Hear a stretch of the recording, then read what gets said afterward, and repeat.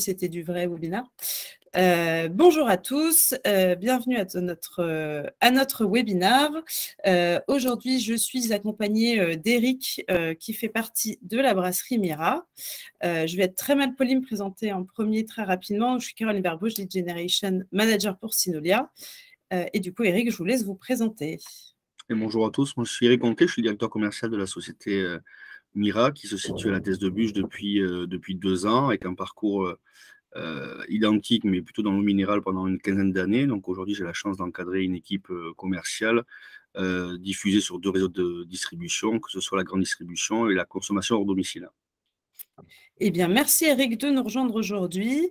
Je vais juste dire 2 mots sur Synolia pour que vous nous resituiez un petit peu. Donc, Synolia, on est une société de conseil et de services avec une mission qui est de libérer le potentiel de croissance de nos clients. Et ça, on le fait grâce à la mise en place d'une plateforme de services et de solutions digitales complètes et innovantes. Donc, vous pouvez avoir un aperçu de cette plateforme juste à droite. Et aujourd'hui, on échange avec Eric autour d'une problématique CRM sur l'outil monday.com. Et ben maintenant, on va rentrer dans le vif du sujet, ce qui intéresse un peu plus notre audience. Si vous pouvez nous présenter rapidement la brasserie Mira.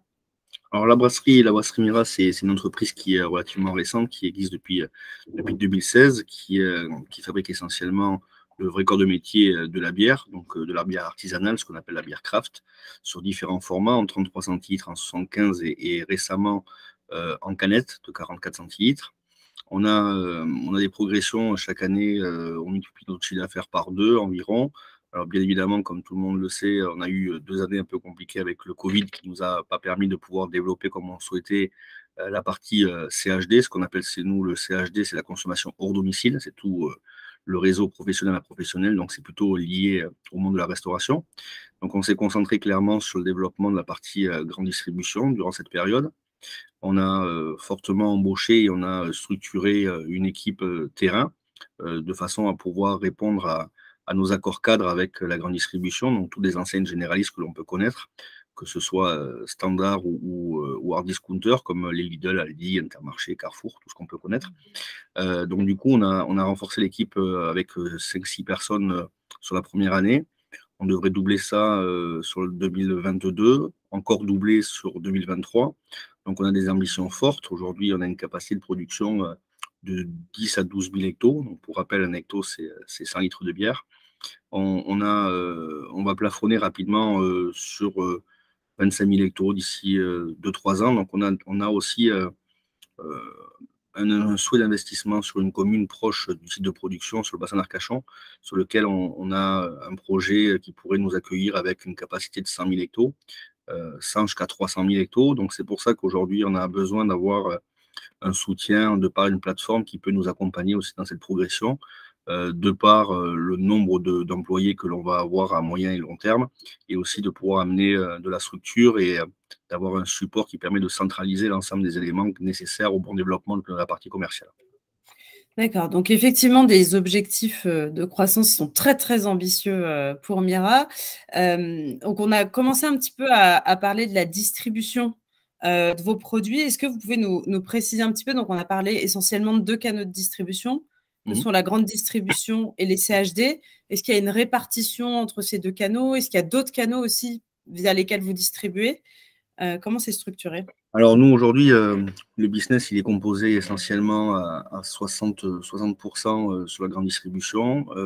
Sur ces 60%, on a à peu près 80% de ce business qui se passe en grande région sud-ouest. Sur l'autre partie, on est plutôt sur la zone toulousaine, PACA et nordiste, que ce soit Bretagne ou partie Lille. Qui sont des consommateurs de bières déjà historiques. On connaît les bières belges et les bières du nord de la France. Donc, on a structuré aussi la partie commerciale là-dessus. On a la consommation au domicile, donc ce CHD, on vend à des professionnels, que ce soit des entrepositaires grossistes ou des cash and carry. Un cash and carry, ce sont des points de vente réservés aux réseaux professionnels, comme les métros et les promos cash, pour ne citer que. Et ensuite, on a une partie événementielle, donc ça reste quand même très local. Donc tout ce qui est manifestation sportive ou manifestation qui tourne autour de l'artistique ou musical, c'est un peu notre ADN chez Mira. Nous, tout ce qui est street art ou concert de musique, c'est un peu ce qui fait notre fibre. on participe et on a des partenariats, que ce soit du plus ou moins long terme, sur lequel on les accompagne avec de notre bière sur toutes ces manifestations qui sont quand même très concentrées sur une saisonnalité estivale d'été. Donc voilà, ça c'est les 3 réseaux sur lesquels aujourd'hui on se concentre, avec une répartition donc 30% pour le CHD et 10% pour l'événementiel.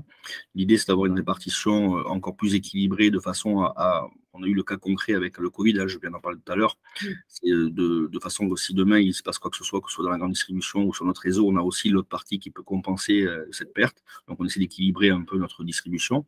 On a aussi la possibilité de développer, ce sera dans un deuxième temps, la partie GSS. Ce qu'on appelle GSS, c'est des réseaux de distribution un peu spécialisés, que ce soit le bio, parce qu'on travaille aujourd'hui avec un certain nombre de références bières en bio.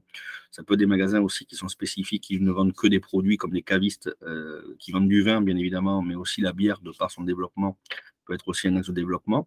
Et on a aussi, pour passer des gros caps, mais quand on aura une structure qui permettra de pouvoir absorber cette volumétrie, on a aussi l'export. L'export dans la bière s'exporte plutôt bien.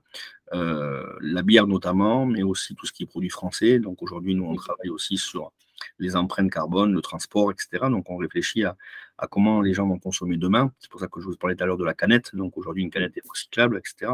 On travaille avec des producteurs locaux sur lesquels on les accompagne pour produire notre propre houblon.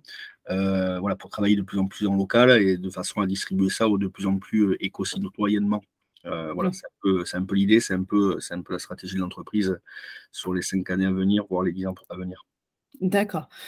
Et effectivement, vous le disiez, il y a un attrait pour la bière française. Moi, j'étais assez surprise, que je me suis un peu renseignée. Bon, en tant que consommatrice, on s'en rend pas forcément compte. Mais effectivement, la France, on est quand même le 8e pays producteur de bière au monde, ce qui est énorme. Ne serait-ce qu'en France, j'ai vu que 70% des bières qui sont consommées en France sont françaises. Exactement. Donc, on a quand même un amour pour la bière française. On a un amour pour la bière française. Déjà, on aime les produits français. On est un peu chauvin, pour rien gâcher. Oui. On sait faire des produits de qualité. Après, la bière craft, ça reste un petit marché. Aujourd'hui, le marché de la bière, ils sont tenus quand même par des généralistes, des grandes marques, comme tout le monde peut connaître, qu'on retrouve dans la grande distribution, dans les cafés, hôtels, restaurants. Aujourd'hui, le marché craft pèse que 7%. Et dans ce 7% du marché, vous avez 90% des volumes qui sont faits par 10% des acteurs. Ça marche aussi dans l'autre sens. Donc, il y a 90% des acteurs aussi qui ne brassent que 10% des volumes. Donc, on voit quand même qu'il y a un certain nombre de brasseries françaises. On voit que ce marché se développe. On voit aussi qu'il y a beaucoup de petites entreprises. Donc, c'est ce qui fait un peu le charme, parce que vous trouvez des produits un peu différents dans chaque région, avec des spécificités. Aujourd'hui, c'est un marché qui progresse. Le marché craft progresse plus que le marché de la bière réunie. Donc, on tend vers ça. Puis, on peut s'éclater. La bière, c'est une boisson connu, mais peut-être pas des fois reconnu. Et on sent aussi que c'est un produit qui est consommé depuis plusieurs centaines d'années, même millénaires. On savait que les Égyptiens ont commencé déjà à brasser leur propre bière à l'époque. Donc, c'est toujours intéressant de reprendre des produits avec des process qui sont toujours un petit peu sympas. Voilà, c'est un produit vivant, c'est un produit terroir, c'est un produit de partage. Donc, voilà, la bière a le vent en poupe en ce moment. Donc, on essaie de prendre la bonne lignée. Ouais.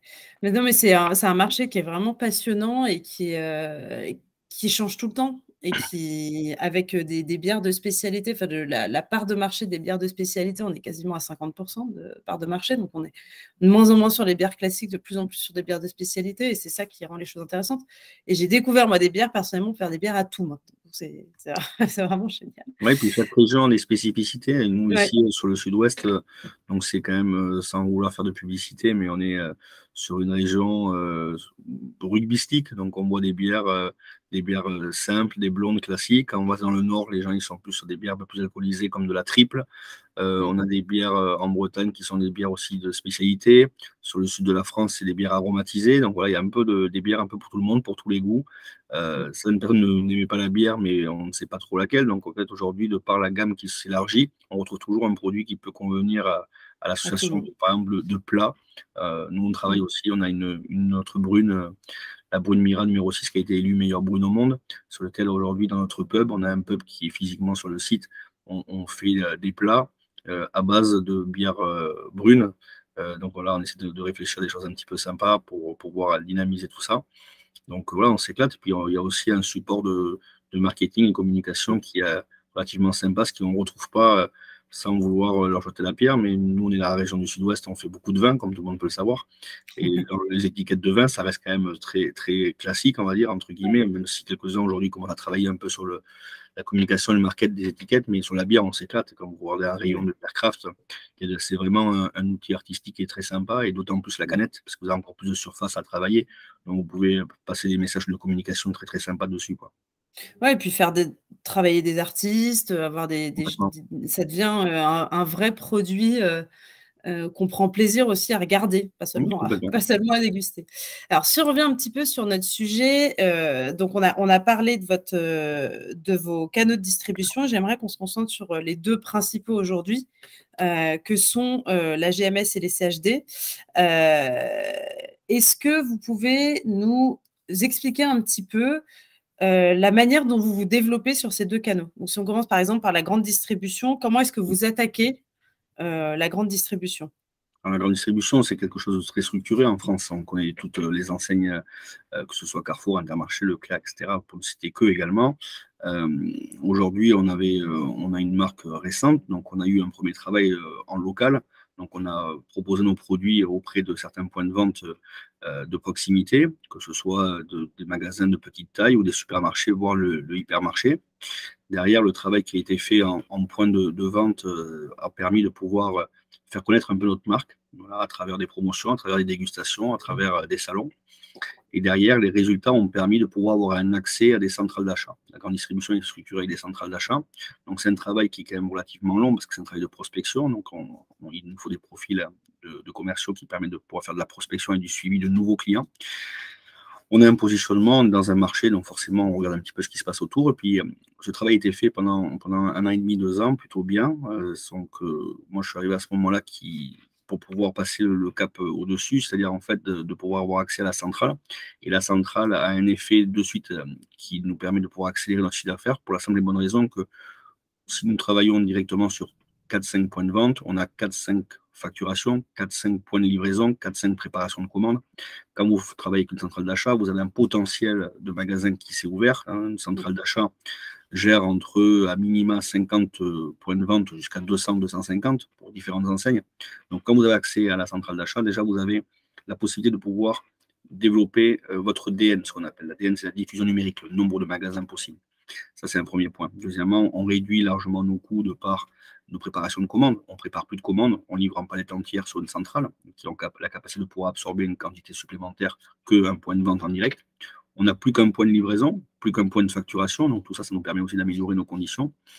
Et derrière, la force commerciale, elle est dans un travail de recherche d'ouverture de compte. C'est-à-dire, vous passez dans un magasin et le magasin, il peut, en plus de ses commandes régulières, peut commander la bière Mira à travers sa centrale d'achat. Donc, ça lui amène aussi de la flexibilité. Ça lui amène aussi que s'il a besoin d'avoir qu'un seul carton, il peut en commander un.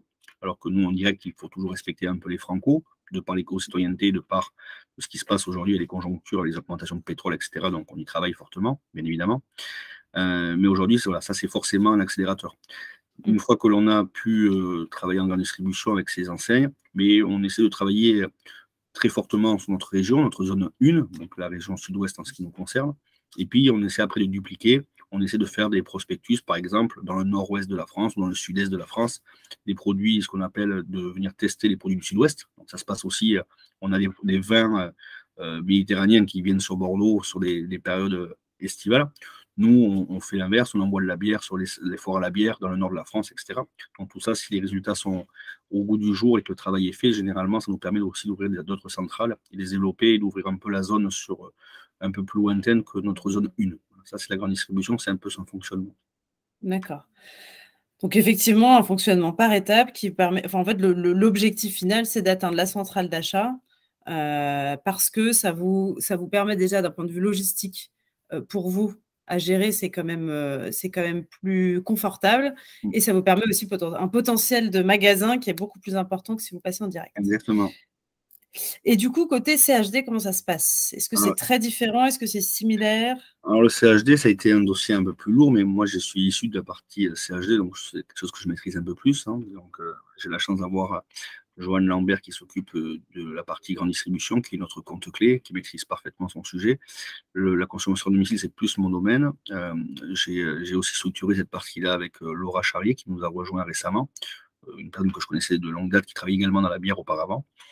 Donc, elle va suivre des réseaux professionnels. Qu'est-ce qu'on appelle la consommation à domicile? C'est tout ce que vous ne consommez pas chez vous. Donc, tout ça, forcément, vous le consommez chez un professionnel. La restauration, essentiellement. Que ce soit de la vente emportée, de la restauration commerciale assise, peu importe, tout ce qui est troisième marché. Donc, eux également, aujourd'hui, ils sont structurés. Généralement, ils travaillent avec différentes enseignes qui sont des grossistes. On appelle ça des entrepôts-d'état grossistes. Donc, il y en a un certain nombre. Les plus connus, France Boisson, qui appartient au groupe Heineken, le réseau C10, qui sont un regroupement d'indépendants, le réseau Distri Boisson, par exemple, donc toujours pareil, regroupement indépendant. Et puis ensuite, vous avez tout ce qui est indépendant et pas rattaché à une enseigne, donc des gens qui travaillent à leur propre compte. Nous, ici, on travaille par exemple à la Cavatitoun, qui est un grossiste multiproduit, donc qui vend toutes les boissons possibles et inimaginables dans les réseaux de cafés, hôtels, restaurants, essentiellement. Ça peut être aussi des campings, etc., sur les spécialités des grossistes. Vous avez un deuxième axe aussi, vous avez les grossistes multiproduits. Les multiproduits, ils vendent des boissons, mais ils vendent aussi du frais, du surgelé, du poisson, de la viande, donc ça existe également. Pour ne citer que les Pro à Pro, à Montauban, vous avez les Pomona et puis Saveur, vous avez les Transgourmet. Et après, vous avez les réseaux Cash and Carry. Donc là, c'est un peu spécifique. Ce sont des réseaux qui sont un peu comme la grande distribution. Ce sont des établissements sur lesquels les restaurants, mais pas que, hein, ça peut être des bouchers, des métiers de bouche, le boulanger, les épiciers, qui vont dans ces magasins pour pouvoir acheter des lots en grosse quantité, essentiellement. C'est pour ça qu'on appelle ça des cash and carry. Hein. Ils viennent chercher, quand ils viennent chercher du riz, c'est pas le petit paquet qu'on connaît à Intermarché, c'est le gros paquet de 10 kilos. Et donc, voilà, ça existe. C'est Métro, pour les plus connus, et le réseau Promocash, qui appartient au réseau Carrefour. Donc, aujourd'hui, nous, on a fait le même travail que la grande distribution, en fait. On a commencé avec quelques bars autour de chez nous, quelques manifestations. Et puis, au fur et à mesure du développement, mais on a pu avoir accès à ces entreprises grossistes, à ces cash and carry. On a rentré les produits sur ces plateformes. Et donc, aujourd'hui, nos clients sont ces grossistes et ces cash and carry, et non plus les cafés, hôtels, restaurants, le CHR, ce qu'on appelle chez nous. Ils sont directement livrés par leurs grossistes. Quand ils commandent toutes leurs boissons, que ce soit les boissons, les softs, les eaux, ils commandent de la bière en même temps. Donc, nous, ça nous enlève aussi cette logistique qui est quand même plus complexe de livrer point de vente par point de vente chaque restaurant, surtout en saison, plus la place qui leur manque. Enfin, voilà. Donc, aujourd'hui, ça nous amène quand même un confort. Voilà, donc là, c'est une distribution qui est aujourd'hui très locale, c'est un souhait, parce qu'on a une capacité qui va être limitée de production, mais on attaque fortement Paris avec Cédric Fernandez qui nous a rejoint également, qui s'occupe de la partie développement de Paris-Île-de-France. D'accord. Donc, on a quand même une stratégie qui est similaire sur ces deux canaux, qui est de commencer en local par quelques enseignes, etc., et ensuite de se développer, d'atteindre pour la GMS les centrales d'achat et pour les CHD, CHR, les cash and carry, les grossistes qui vont vous amener toujours ce confort logistique et vous permettre du coup de continuer à développer les ventes. Du coup, pour soutenir cette stratégie commerciale qui est quand même très, très ambitieuse, et vous en avez parlé aussi au début, la stratégie même au global de Mira qui est très ambitieuse sur les prochaines années, vous aviez besoin de mettre en place un outil de CRM. Est-ce que vous pouvez nous dire pourquoi, pour vous, c'était absolument nécessaire d'avoir un CRM? Aujourd'hui, ça nous permet, je pense que la valorisation de l'entreprise, en plus du produit, c'est d'avoir son portefeuille client qui soit à jour. Aujourd'hui, quand on vend une entreprise, on vend aussi son réseau de distribution. On vient de parler Carrefour, Intermarché, on vient de parler de Métro, de France Boisson. Tout ça, il faut l'avoir sur un système commun qui permet de pouvoir alimenter d'informations et après pouvoir les analyser. Donc, nous, on souhaitait clairement, enfin moi en l'occurrence, d'avoir un outil qui nous permettait d'avoir aujourd'hui des fonctions simples, d'avoir quelque chose de ludique. Donc, plus c'est ludique, plus les commerciaux ont tendance à pouvoir l'utiliser, d'aller chercher de la performance avec cet outil, mais aussi de nous accompagner dans notre développement. Il faut que le CRM d'aujourd'hui répond largement à nos attentes, avec des performances qui sont au-dessus de ce qu'on a besoin, mais on sait que de par notre souhait de développer le business, on voudrait faire du x10 en 5-6 ans. Donc, forcément, si on fait x10, les commerciaux, on passera de 7-8 à peut-être 25, 30, 40. Et 40, on ne peut pas avoir 40 personnes au téléphone tous les jours. Donc, le CRM permet de pouvoir avoir des échanges avec les différents responsables, que ce soit les responsables de région, que ce soit le directeur commercial, que ce soit le compte clé, que ce soit peu importe. Mais ça amène des informations, ça amène un suivi. Derrière, quand il y a une absence, ça permet aussi de reprendre un dossier en disant voilà où on en est. Ça permet d'avoir aussi une cartographie, quelque chose de visuel en se disant voilà, si on recherche où est-ce que notre produit est présent pour avoir une réponse, par exemple, pour un consommateur, avec le CRM immédiatement, comme il y a des relevés, on sait que le produit est présent à tel point de vente. On a aussi des analyses, donc ça, je trouve que c'est l'élément le plus poussé sur le système que l'on a fait, qu'on a sélectionné. Aujourd'hui, le commercial, sur son tableau de bord, a les éléments nécessaires, c'est-à-dire un planning, ça me semble évident, pour être organisé, travailler de plus en plus avec une efficience voilà, qui permet de ne pas perdre de temps, de travailler économiquement. Aujourd'hui, ça permet aussi d'élaborer des plans de tournée. Alors moi, je suis très sensible à travailler économiquement. On connaît le coût du carburant, mais sans parler de coût aussi à la pollution. Et aujourd'hui, comme on réfléchit clairement à réduire toute cette pollution sur la bière, on essaie aussi de travailler avec les commerciaux et de travailler intelligemment. On travaille avec des véhicules hybrides. Donc aujourd'hui, cette cartographie permet de pouvoir savoir si le véhicule peut être rechargé en tel ou tel point de vente, de ne pas faire des allers-retours pour rien. Enfin voilà, on travaille dans ce sens-là. Donc le CRM, en fait, ça nous amène beaucoup plus de confort. En fait, ça nous permet de faire des analyses quand on souhaite en faire. Ça nous permet d'avoir des réponses très rapides. Ça nous permet de poser des questions et avoir la réponse quand vous avez un temps libre. C'est-à-dire que moi aujourd'hui, j'ai une masse d'informations qui fait que quand je souhaite que cette information elle soit traitée d'une façon ou d'une autre, ben, j'ai la synthèse qui est faite immédiate avec une cartographie visuelle. C'est quelque chose qui donne beaucoup de confort. Oui, et puis pour ce qui vous permet aussi de mieux piloter l'équipe, de savoir où on en est, de suivre les objectifs, les différentes. Exactement. Ça amène du concret, en fait, clairement, parce que aujourd'hui, si vous remplissez votre CRM convenablement, nous, on a mis même un objectif sur la partie qualitative. Donc, le CRM, il fait forcément partie de cette partie qualitative. Aujourd'hui, plus d'informations, mieux c'est. Donc, si vous marquez, vous êtes passé dans 6 points de vente, il y a des points de contrôle, des points de passage, des avancements de chiffre d'affaires. Donc, tout ça, c'est mesurable.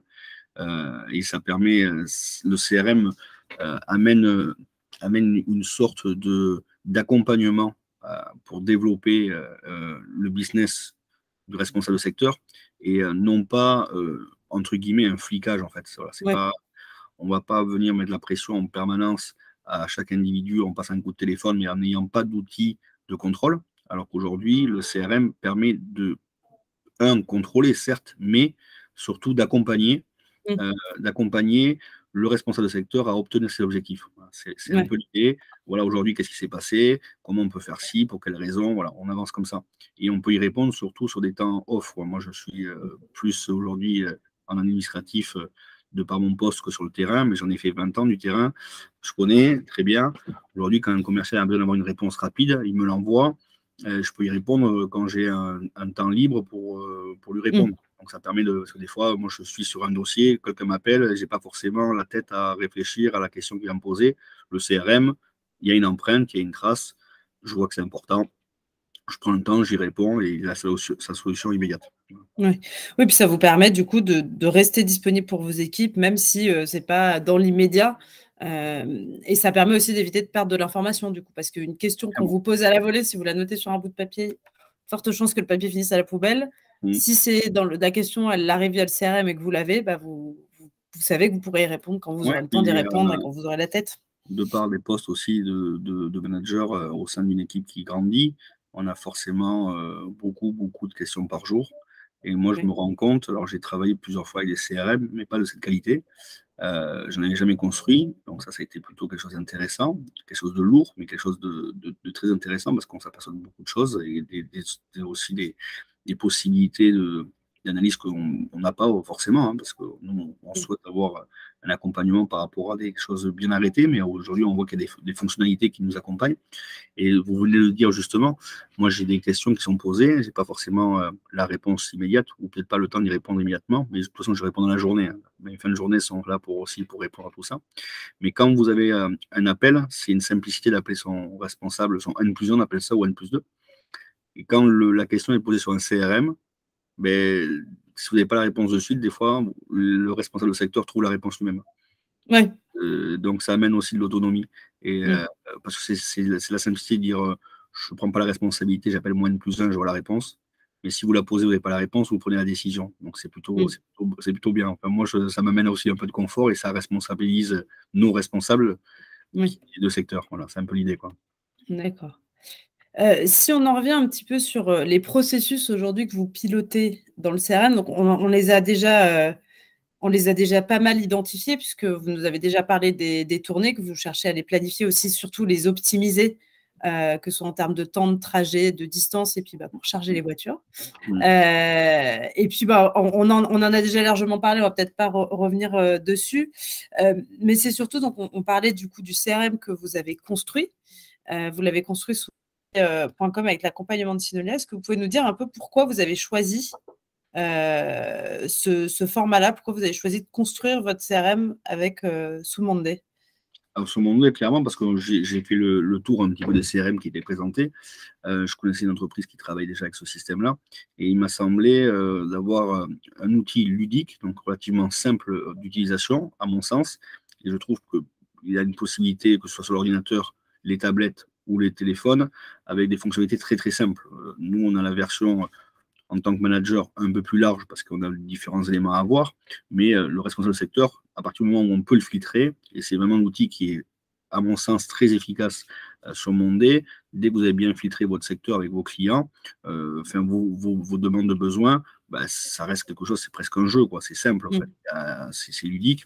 Et ce que j'avais besoin aujourd'hui, j'avais besoin d'avoir un CRM qui réponde rapidement à une demande de besoin aujourd'hui, mais surtout à ce qui va pouvoir nous accompagner à grandir.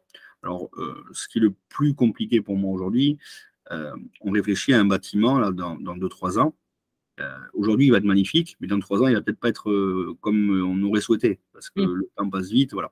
Et le CRM, on se dit, voilà, aujourd'hui, il est plus puissant que ce qu'on a besoin, et encore, on n'utilise pas toutes les fonctionnalités, mais dans 5-10 ans, il nous aura accompagnés dans notre développement. Je crois qu'aujourd'hui, le CRM, ce n'est pas un outil c'est un CRM, certes, mais c'est aussi un outil qui va nous aider à grandir. Parce qu'on va apprendre à se dire, aujourd'hui, comment on va travailler. Moi, je ne sais pas vous dire, j'ai quelques idées, bien évidemment, mais comment je serai structuré. Est-ce que j'aurai 5 directeurs régionaux? Est-ce que j'aurai personne? Est-ce que je vais travailler je ne sais pas. Mais par contre, ce CRM va pouvoir me dire, avec une personne, on sait faire. Avec 35, on a aussi l'outil pour le faire. En fait, voilà, il peut nous accompagner dans tous les cas de figure. Donc, faire un CRM aujourd'hui nous permet aussi de pouvoir avoir ce suivi et de grandir avec nous, quoi. Donc, c'est de trouver la bonne combustion, voilà, entre ce qu'on a besoin et ce que ça peut nous donner. Moi, j'ai l'impression vraiment que ça nous amène du confort et on va pas saturer avant lui. Voilà, je pense que le CRM va nous accompagner jusqu'à la fin, quoi. Ouais. Non, et puis, moi, je trouve la grande force aussi de Monday, c'est que c'est un outil qui s'adapte à vos processus. Ce n'est pas vos processus qui doivent rentrer dans l'outil, parce que ça arrive très souvent des outils CRM dans lesquels l'outil fonctionne comme ça, donc il faut que les processus y rentrent dans ces cas, sinon ça ne marche pas. Là, c'est vraiment comment on fait pour que l'outil s'adapte à vous, votre manière de fonctionner, et comment on fait pour qu'il évolue avec la manière de fonctionner que vous aurez demain. Comme vous le disiez, vous ne savez peut-être pas nécessairement comment vous serez structuré commercialement demain.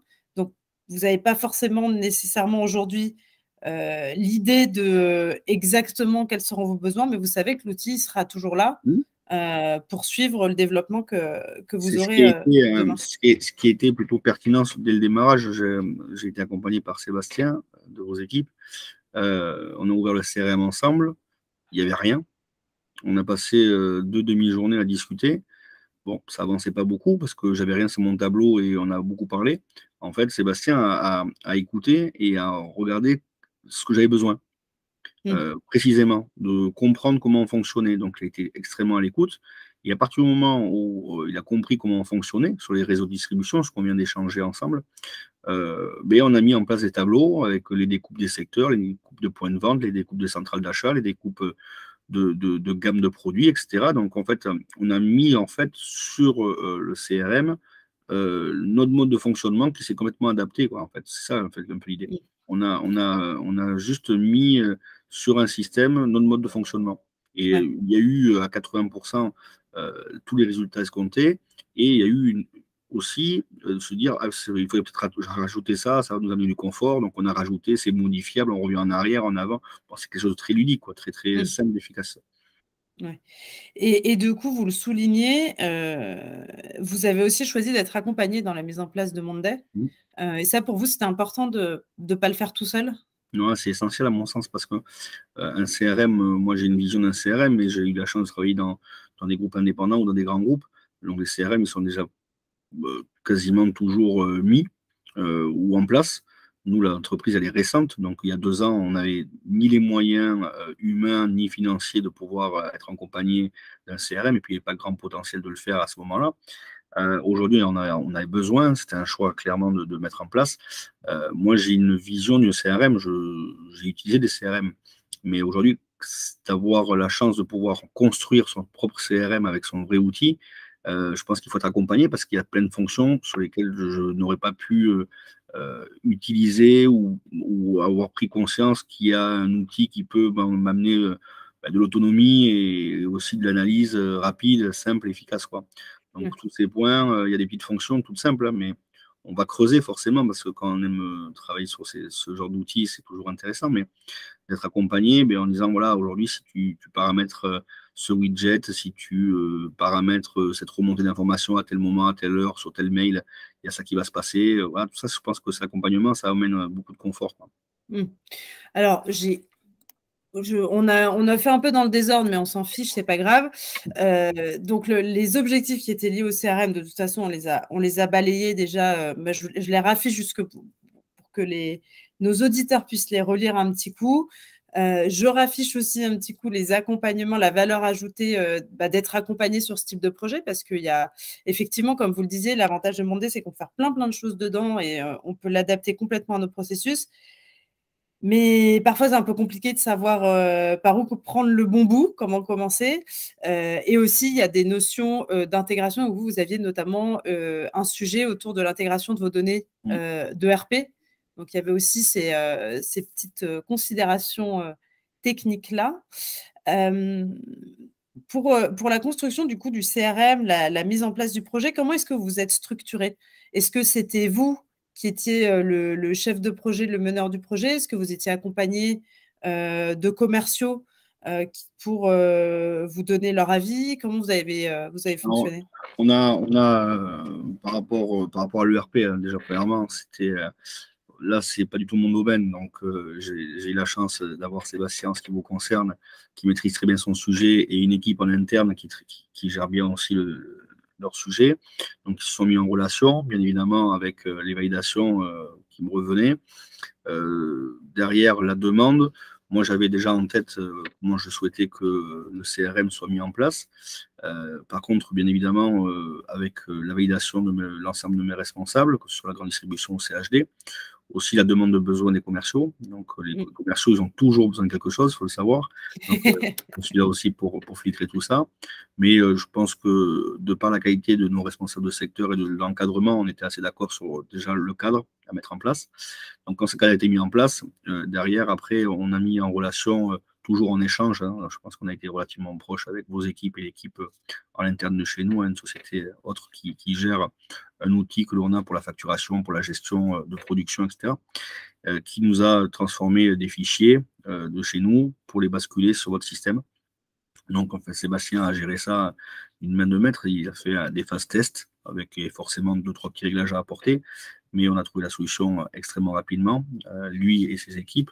Donc, on a apporté les modifications nécessaires et aujourd'hui, l'outil fonctionne. S'il ne fonctionne pas, ça vient plus de nous que de vous, clairement. C'est un problème d'utilisation parce qu'il y a aussi un travail du responsable de secteur. Un CRM, c'est, à mon sens, quelque chose de vivant, quelque chose qui doit grandir, qui doit grossir en fichier, qui doit amener amener un certain nombre d'éléments. Et si on le laisse sans rien notifier dessus, il n'y a pas grand-chose qui va se passer, hein. Ça reste quand même un outil, donc c'est un outil, mais un outil dynamique. Voilà. Mais bon, on le pilote au quotidien. Je sais, aujourd'hui, quelqu'un qui nous accompagne. C'est pas un poste entier, mais qui sera de plus en plus à gérer ça, qui va gérer les datas, en fait, hein. C'est quoi, en fait? C'est récupérer toutes ces informations pour pouvoir les traiter. Donc, c'est les plannings, comment on travaille efficacement, pour être sur quelle région c'est plus compliqué qu'une autre, pourquoi ce volume passe ici, pas ici. Bon, tout ça, c'est derrière. Il y a un deuxième travail. Aujourd'hui, on n'en avait pas là, mais on commence à travailler. Mais sans cet outil, on ne pourrait pas le faire, quoi. Voilà, on resterait sur des tableurs, et les tableurs, il y a voilà, les avantages et les inconvénients que l'on peut connaître, hein. Mais le CRM, les informations, si je viens de les rechercher une information d'il y a un an, je clique le point de vente, donc le magasin en l'occurrence, je clique la référence produit, je peux filtrer par. Voilà, le système de filtre, pour moi, je pense que c'est quelque chose qui est le plus simple. Je peux avoir une réponse immédiate en ayant 2500 clients sur le terrain, en ayant 10 commerciaux, en ayant 40 références produits. Si j'ai une question de savoir si la bière blonde est dans tel point de vente, en 30 secondes, je peux vous y répondre. Ça, c'est plutôt confort. Oui, plutôt que d'aller chercher l'information auprès du commercial qui gère ce point de vente, qui est peut-être en congé ou en tournée. Même pour accompagner Joanne, donc, qui est notre compte clé, hein, j'en ai parlé tout à l'heure. En fin d'année, on a des négociations tarifaires avec nos centrales d'achat. Quand l'acheteur en face de vous vous pose la question de combien de magasins sont détenteurs de telle ou telle référence, et si vous cliquez la référence et l'enseigne, vous avez le nombre de magasins où il y a le produit. Bon, c'est-à-dire que là, déjà, en termes de professionnalisme vis-à-vis de nos interlocuteurs, on passe pour des gens sérieux. Tout le monde, on a parlé tout à l'heure des bières craft, hein, et des microbrasseurs. Cet outil, nous, aujourd'hui, ça amène du confort, mais ça amène aussi du professionnalisme. Et ça nous fait gagner beaucoup de temps. Et aujourd'hui, le temps, on préfère reprendre de l'énergie pour aller vendre plutôt que prendre l'énergie pour analyser, quoi. Oui, bien sûr. Donc aujourd'hui, les principaux utilisateurs, si on résume, qui utilisent le CRM, donc il y a vous évidemment, vos responsables de secteur et les commerciaux. Est-ce qu'il y a d'autres personnes aussi qui ont une visu, qui l'utilisent? Alors nous, on a fait un choix que la force commerciale, donc toute la force commerciale n'utilise que le système Mondé, donc il n'y a plus d'interaction avec nos systèmes en interne, sur lesquels on pouvait aussi récupérer les statistiques, mais plus ou moins difficilement. Moi, je pense qu'aujourd'hui, le CRM permet de pouvoir piloter l'ensemble de l'équipe. On a créé récemment une nouvelle partie sur laquelle le marketing et la communication peut intervenir. C'est dans le document CRM, on a une partie qui s'appelle document commerce, sur lequel on a nos plans de vente, on a nos tarifs, on a nos visuels, on a tous les documents internes, que ce soit des demandes de congés, que ce soit des packshots, peu importe, tout ce qui est nécessaire pour aller sur le terrain avec les éléments. Donc ça, c'est Lucille Cresté qui nous accompagne sur la partie communication marketing au sein de l'entreprise, qui a accès, qui alimente ce dossier.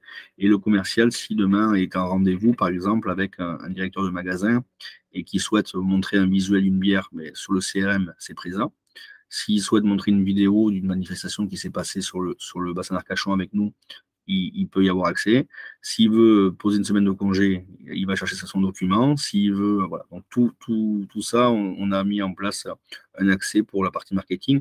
Donc c'est quelque chose qu'on a rajouté, qu'on n'avait pas pensé initialement, mais il nous semblait bon de mettre une zone commune entre le marketing et la partie commerciale, ce qu'on appelle le trade marketing chez nous, mais c'est un terme qui nous est propre, je crois. Donc au lieu de s'envoyer un mail, je te l'ai envoyé, c'est pas la bonne taille, c'est pas le bon poids, j'ai pas le fond blanc, j'ai pas la haute qualité. Bon, voilà, vous avez tout dessus et vous pouvez répondre immédiatement. Que ce soit par l'application, que ce soit par le PC, que ce soit par la tablette, donc c'est plutôt confort aussi.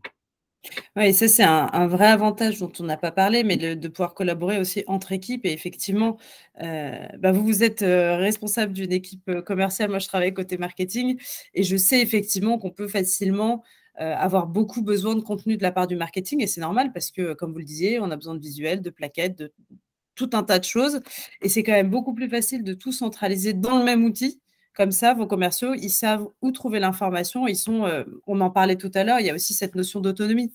Ils restent autonomes sur les visuels dont ils ont besoin. Ils peuvent, comme vous le disiez, en rendez-vous, en itinérance, sortir leur tablette et montrer les choses. Donc, c'est quand même hyper important d'avoir aussi cette collaboration entre les Oui, et équipes. puis même par rapport à la mise à jour dans les entreprises que j'ai connues, on travaille le marketing, on a toujours des documents, des anciens documents qui traînent, ou des demandes des commerciaux. Quelqu'un va vous demander un élément, mais lui, cet élément va être différent de l'autre commercial, etc., etc. Ouais, Donc là, moi, j'entends toutes les demandes, je valide avec le marketing, et dès que c'est validé, on les met sur mon dé, c'est que ces outils-là à utiliser. Point final. ouais, Et quand on passe une année après, soit on revalide la même gamme, ou soit on passe sur autre chose, mais on nettoie et on remet quelque chose de neuf. Donc vous êtes toujours, toujours, toujours à jour. Il n'y a pas ouais. de mails qui sont promenés avec des anciens fichiers ou des choses qui ne vont pas, quoi. Un Donc, logo pas à jour, un visuel produit qui n'existe exactement, plus. exactement. Ça arrive tellement souvent. Ouais, mais ça, on le connaît tous. Et vous en parliez tout à l'heure, il y a aussi cette notion de professionnalisme. En fait, si les supports sont uniformisés, à jour, avec les bonnes informations, les bons visuels, ah bah, tout de suite, en termes de professionnalisme en rendez-vous commercial, j'imagine que c'est quand même…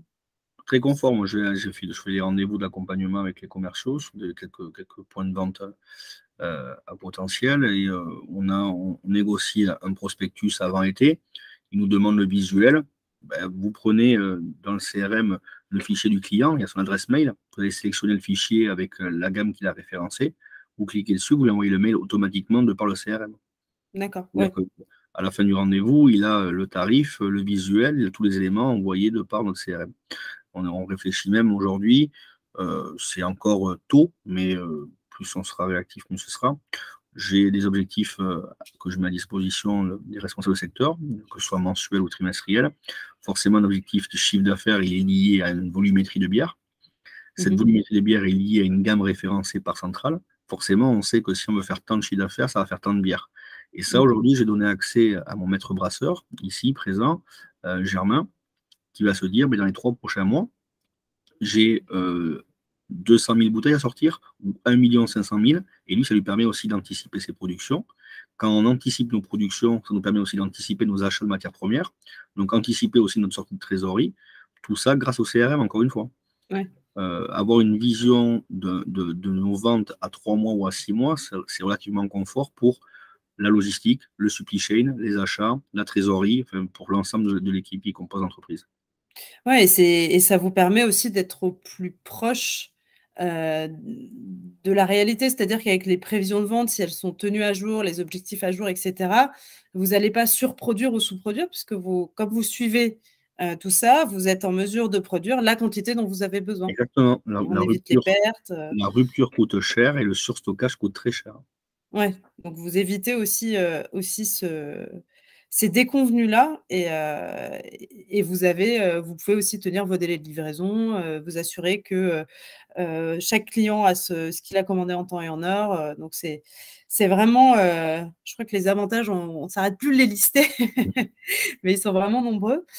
J'aimerais conclure juste par une petite question. Est-ce que vous auriez des conseils, si vous avez des conseils à donner à ceux qui nous écoutent, qui voudraient se lancer sur un projet CRM un peu similaire au vôtre, quels seraient les conseils que vous leur donneriez? Alors moi, le conseil, je pense que je l'ai appris en même temps que travailler avec Sébastien qui nous accompagnait. J'en ai parlé tout à l'heure, j'étais assez impressionné de par son écoute. Alors, je me suis dit, il m'a beaucoup écouté et en 2 jours d'échange, il a compris comment on fonctionnait. Donc, c'est l'échange qu'on vient d'avoir aujourd'hui, Caroline, c'est de se dire, voilà, nous, ce qu'on avait besoin, il a écouté et il a mis sur le CRM notre demande. Cette Mhm. demande, elle est relativement simple parce que l'on vende de la bière chez Carrefour ou de l'eau ou du vin, c'est quasiment toutes les mêmes demandes. Moi, je pense que si j'ai un conseil à donner à des prochains utilisateurs, c'est de faire la même chose en fait. C'est d'être à l'écoute aussi des personnes qui vous accompagnent pour la mise en place du CRM parce qu'il y a beaucoup d'éléments qu'on avait pris en compte, mais il y a aussi une partie d'éléments, moi j'estimerais ça aux alentours de 15-20%, que je n'avais pas pris en compte ou que je ne connaissais pas aussi la capacité de monter. Donc, on m'a dit, voilà, ça peut t'accompagner à faire ci, ça peut t'aider à faire ça. Donc, moi aussi, je me suis mis à l'écoute. Et derrière, on a mis ces outils en place et ça nous a mené à encore plus de confort de travail. Donc, en fait, l'échange a été plutôt, c'est un échange humain, hein, professionnel, mais humain. Je comprends tes problématiques, je comprends ce que tu as besoin. Mais si j'entends bien, Si on faisait ça comme ça, qu'est-ce que tu en penses? Est-ce que ça, on peut le filtrer comme ça? Est-ce que ça, on pourrait pas Bon, on a construit quelque chose à 80% de notre demande et à 20% avec des fonctionnalités qui nous accompagnent encore plus. Et c'est ces 20% en fait qu'on utilise clairement. Ouais. Un CRM, on l'a dit, hein, c'est un fichier client. Mais c'est 20% de fonctionnalités qui demain seront peut-être 40% ou 60% parce qu'il va être amené aussi à être modifié et se développer en même temps que nous. Hein, c'est un peu l'idée. Enfin, le CRM, il va nous accompagner tout au long du développement. Mais moi, je pense que voilà, l'écoute est importante parce que c'est quelque chose qui est d'une simplicité, c'est presque un jeu d'enfant. Enfin, je veux dire, une création aujourd'hui, quand je fais rentrer les nouveaux responsables de secteur, très rapidement, c'est simple d'utilisation.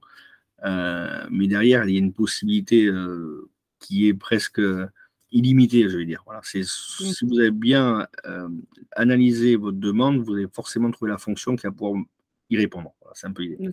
Donc, à mon avis, c'est de ne pas rester figé sur une demande propre, de par l'expérience qu'on a pu avoir auparavant avec des CRM. C'est aussi d'être à l'écoute, de se dire, voilà ce qu'on peut vous amener en plus. C'est un petit peu. C'est le petit plus. Eh bien, écoutez, Eric, je vous remercie beaucoup d'avoir pris le temps d'échanger avec nous. Je vous mets ici les coordonnées de Synolia si jamais vous souhaitez vous aussi vous lancer. Alors, s'il y a des brasseurs parmi vous qui souhaitent faire concurrence à Elmira. Non, il n'y a pas de concurrence. Pas de concurrence. Moi, je trouve que c'est plutôt bien que les marchés s'ouvrent. Les gens qui prennent une autre boisson que la bière, ça peut être aussi un concurrent. Je pense que c'est plutôt bien pour tout le monde. Plein de gens font les choses bien. On est plutôt content de voir que le business se développe. Donc, non, c'est ce qui rend les choses intéressantes. Oui, complètement. Puis ça permet aussi de tirer vers le haut. On voit que les gens font des choses. Il y en a qui font très, très bien. Il y en a, c'est un peu plus compliqué. Mais il faut les accompagner aussi parce que c'est porteur. C'est bon pour l'ensemble de la filiale brassicole. Donc, non, moi, je suis plutôt partisan pour que les gens puissent développer leur business. Et puis, on sera toujours à l'écoute. On reçoit des brasseurs ici et on va en visiter d'autres. Hein. Voilà, donc, oui, c'est un monde qui est quand même qui est très soudé, en fait. Ouais. Moi, j'ai travaillé dans le minéral auparavant. Il y a des grands groupes qui sont derrière, hein, les Danone, les Nestlé. Aujourd'hui, les brasseurs dans le marché craft, il y a des gros faiseurs, hein, bien évidemment, mais il y a aussi des brasseries très locales, des micro-brasseries, on appelle ça. Mais je pense qu'on apprend de tout ça. Et aujourd'hui, on parle. Moi, j'ai parlé régulièrement du système que j'ai mis en place, CRM, parce que je dis, voilà, si demain tu veux grandir, je pense qu'il va falloir regarder. Puis c'est quelque chose qui peut partir de très, très bas et qui peut aller très, très haut. Donc, ça peut t'accompagner à tout moment de ton développement. Donc, je pense que c'est plutôt bien. Donc, soit brassicole ou n'importe quelle boisson, je pense que c'est pas un souci, c'est une fausse concurrence. Je ne bois pas que de la bière. Ah bon? Au petit-déj, ça fait un peu dur. Ouais, c'est un peu dur. Eh ben, super. Écoutez, merci 1000 fois, Eric. Merci à vous. Et puis à très bientôt sur le bassin d'Arcachon. Alors. Avec grand plaisir. On me reçoit comme vous souhaitez. Ça marche. Merci beaucoup, Eric. Au revoir.